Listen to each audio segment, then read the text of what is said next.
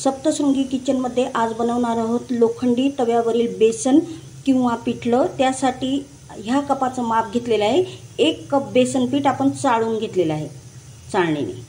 अर्धी वाटी कांदा घेतलेला आहे, मोहरी घेतली 1 चमचा, लसूण पाकळ्या घेतल्यात 1 चमचा, जिरं घेतलं 1 चमचा, कढीपत्ता पानं मी कापून घेतलेले, कोथिंबीर कापून घेतलेले, मीठ चवीप्रमाणे घेतलेले, हळद आवडीप्रमाणे घेऊया आणि तिखट चवीप्रमाणे घेऊया। प्रथम पीठ भेजून घेऊ। त्यासाठी मी मीठ टाकलंय, चवीप्रमाणे मीठ टाकते।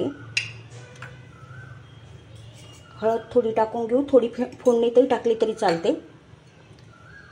आणि मिरची पावडर मी अगदी थोडी टाकत आहे आणि ही मिरची तिखट नाही आहे, कारण मी बेडगी आणि संकेश्वरी दोघं मिक्स करून दळले आहेत। आता हे मिश्रण आपण कोमट पाण्यात व्यवस्थित भिजवून घ्यायचं, गुठळ्या होऊ द्यायचे आणि अगदी प्लेन भिजायचं। आपलं पीठ सैलसर आणि छान भिजून झालेलं आहे, या पद्धतीने भिजवून घ्यायचं। आता आपण ह्या लोखंडी तव्यावर 2 छोट्या पळ्या तेल ओतून घेणार आहोत। आता आपण मोहरी टाकून घेऊ। मोहरी छान तडतडायला लागली आपली।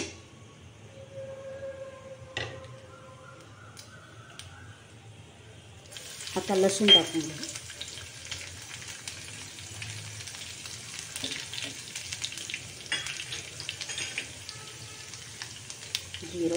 जिरं मी थोडं जास्त घेतलेलं आहे, तुम्ही तुमच्या आवडीचं म्हणा।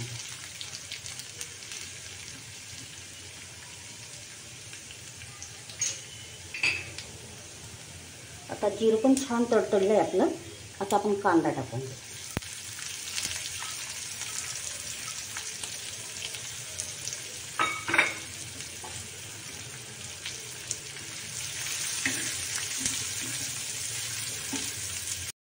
कांदा आपल्याला जास्त तळू द्यायचा नाही, एवढाच ठेवायचा कांदा। गॅस बंद करून टाकायचा। आता टाकायचं आहे थोडासा कढीपत्ता, तो बरोबर तेलात तळला जाईल। आता गरम तेलात थोडीशी कोथिंबीर टाकायची,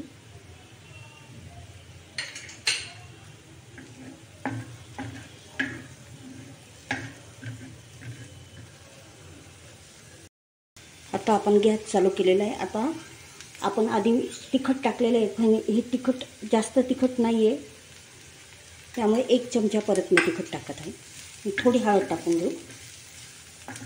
मसाला जळू द्यायचा नाही, मंद आचेवर ठेवा, नाही तर गॅस बंद केला तरी चालतं। आता आपण थोडी हळदही टाकून घेऊ, अगदी थोडी, कारण आपण पिठात हळद टाकलेली आहे। आपला गॅस अतिशय मंद ठेवलेला आहे मी। आता हा तवाही तापलेला आहे आणि पाणी मी थोडंसं गरम घेतलेलं आहे, म्हणजे जास्त गरम नाही, कोमटही नाही, मधले मीडियम। हे बघा, असं तव्यावर टाकायचं, हळूच टाकायचं, कारण तवा तापलेला आहे। आता बघू शकतात तव्यावरील हे पाणी टाकलं होतं आपण, ते उकळत आहे।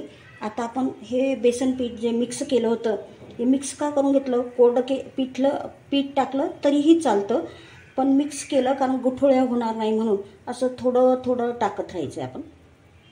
हे बघा, ह्या पद्धतीने जसं बसेल तसं टाकत राहायचं।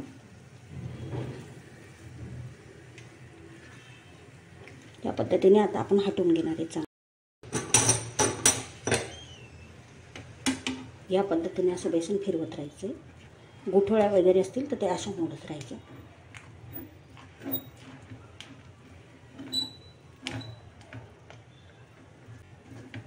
आता थोडीशी कोथिंबीर याच्यात पेरून घ्यायची आपल्याला, या पद्धतीने। असं बेसन झालं म्हटल्यावर शिजत आलं समजायचं, तरी आपण त्याला 1 मिनिट चांगलं शिजवून देऊ, अजून कच्चं राहायला नको।